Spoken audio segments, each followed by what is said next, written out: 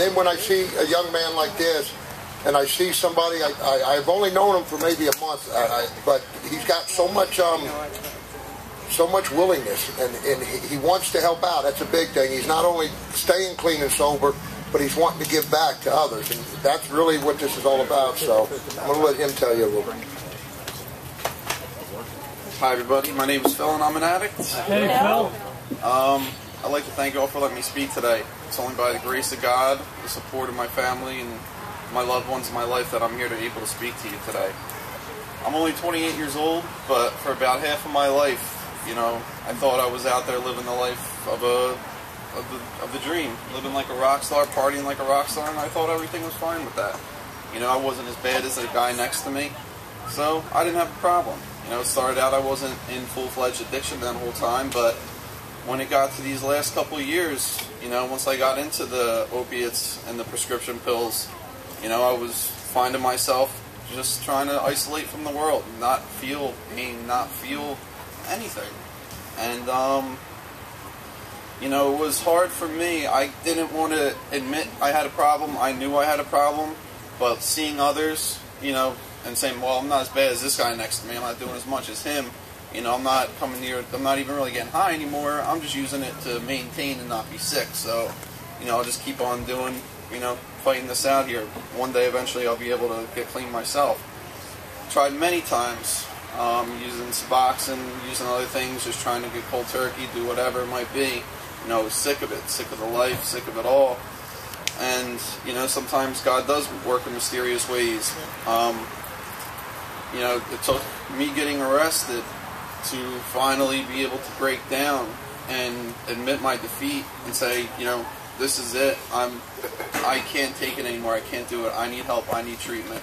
And, you know, I hurt a lot of people in the process, and it wasn't necessary.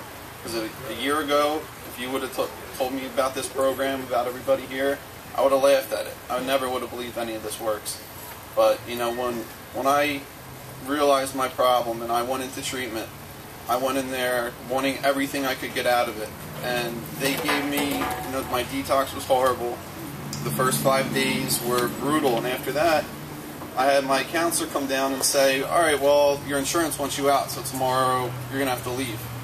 And I was dumbfounded. I said, you know, I want this. I need this. I mean, getting clean isn't the problem. I need the counseling. I need the guidance, everything that's here. And she fought for me, and luckily I was able to stay the full 28 days there.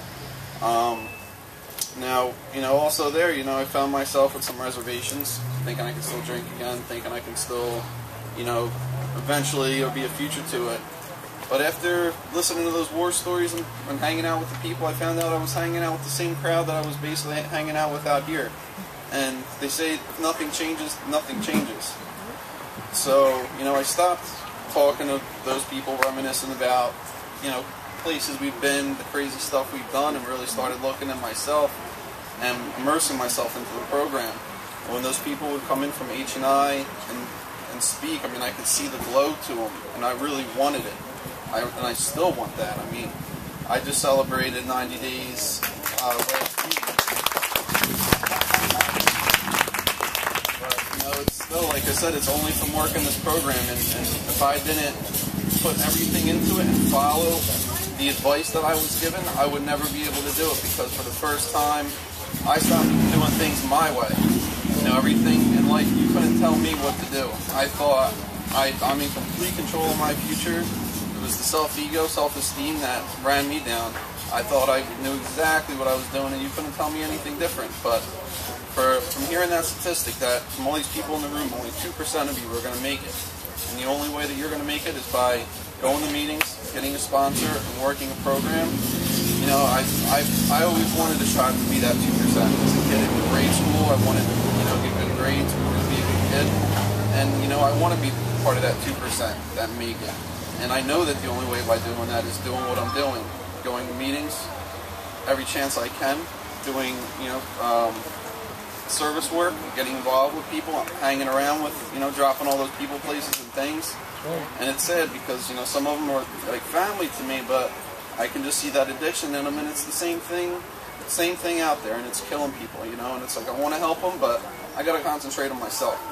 You know, I got to do this for me and not work a program for somebody else. It's a selfish program, but you know, I just want to thank everybody for listening to me speak, and thank God for letting me be here today.